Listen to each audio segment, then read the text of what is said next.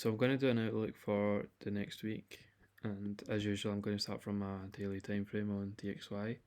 So what I've got marked down here is this daily FVG, just down here, and then I've got this monthly slash daily FVG also marked up here.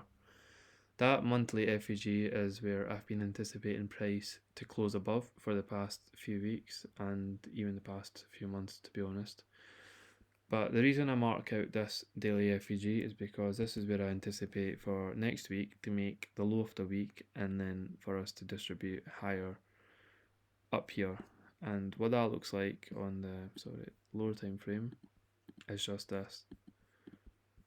On my 2 hour time frame right now, I've got that same daily FVG marked and then the same monthly FVG target marked above here. So if I was just going to show you, draw this out. So inside this square is where price has been ranging, and that is basically accumulation and the orders building up, and then whatever move we then make next will be our manipulation, and I expect our manipulation to be to the downside because our real target is up here. So our manipulation will be to either come into this daily FVG, tap it, and then move up, or we're going to come down to this 2 hour FVG and then move up. I know there is a wick of a candle here which you may think makes the FVG invalid, but it doesn't really because we've not had a body closure inside it. So I still expect price to come down to here. There is a possibility, but then the best case scenario would just be to come down to this daily FVG and then for price to distribute up. So that would look like this. So price will come down to here and then distribute up higher. So that is the scenario. Obviously, we can disrespect this and we can disrespect this and then continue going down, but then we can change our outlooks once that's happened, but then we need to build a narrative, and my narrative currently is the narrative is accumulation, manipulation, and distribution up here. So I'm going with this narrative that we're going to expect bullish prices in DXY, and then just if I'm expecting bullish prices on DXY, I'm then expecting bearish prices on anything paired against DXY. So our euro dollar and our pound dollar, I expect bearish prices. I've not marked them out to the detail as I've marked out DXY because I feel like it is a waste of time almost trying to mark out all three pairs at the same time, and all I need to do is find the move in DXY, then go look at EG, find the pair that I should take a long or a short on, and then mark out EU or GU depending on what one EG tells me to take. So after DXY, we're going to go down to EG.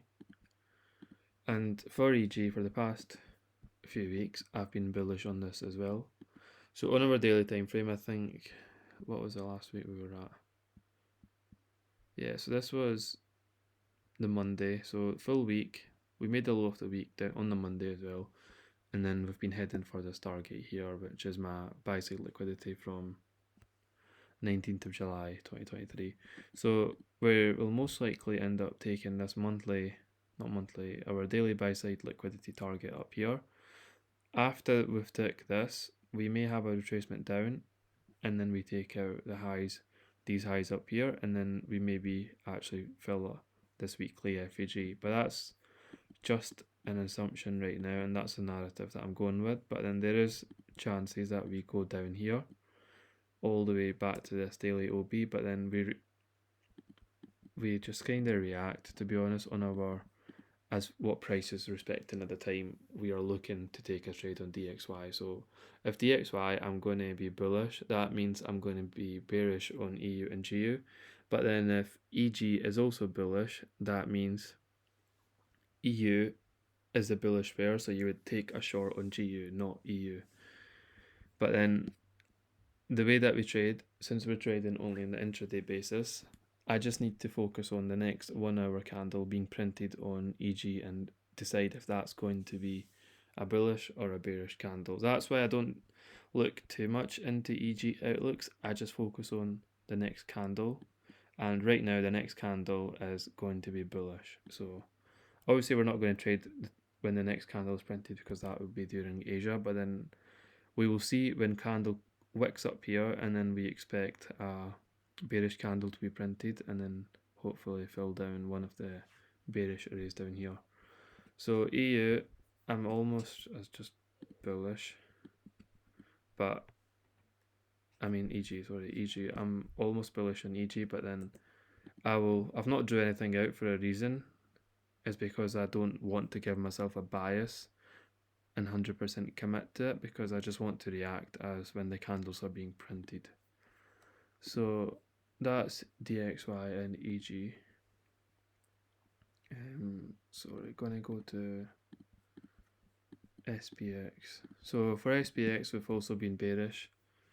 This is the first time in a while that we've been, whatever DXY has been doing, we've been doing the opposite to DXY, whereas normally we've been, SPX has been moving the same way as DXY has been moving.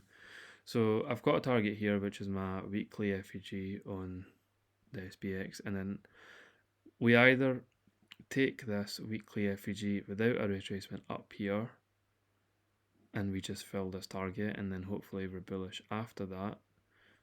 But if we end up closing below this arrow down here, then we're most likely going to come for this FEG, but then we'll react to that once we've reached this target down here. So weekly FE for SPX, we can either do this or we do this, and then we go back up here. So that's what I expect for SPX. And then on the lower time frame, what that looks like is, obviously this, we take our PDH and then we land down here. For I'm going to go to the yen pairs. If I was going to show you. So JPYX index has been pretty much ugly, and I've been avoiding to even look at the higher time frame on JPYX because we've just been going back and forth, and it's a ranging pair right now, and we're also at the lowest of whatever since this index was actually created, which was all the way back here. Yeah, it's like way back here, but then we've basically been at the lowest, so I've not got any data to the left of my chart to then figure out what we're filling or what we're doing. So it's kind of a pair that you can only really trade on the lower time frame right now, just by looking at how ugly the higher time frame looks. So if I was going to go on the lower time frame, I've got marked out. Obviously, I've been marking out just what I've been respecting, and it's just been respecting every bearish array. So hour for OB here, hour for OB here, and then sweeping in to take internal liquidity, and then we created this hour for FEG. So for next week, I will look to see what we do in this hour for FEG. We can either disrespect it and then close above here and then go for this high, or we respect this, close below here, and then go back up and then take down this sell side liquidity here. Or we just take down this and then go back up here. So those are the options I've got for JPYX index, and then opposite to that I've got my EJ target, which is the hour to fair value gap. Even though we filled it, we've still not closed inside this, so I'm not going to consider this as being fully being filled. So we can still come down here and then take out either this high or the high from here, which will land us in our hour 4 FEG.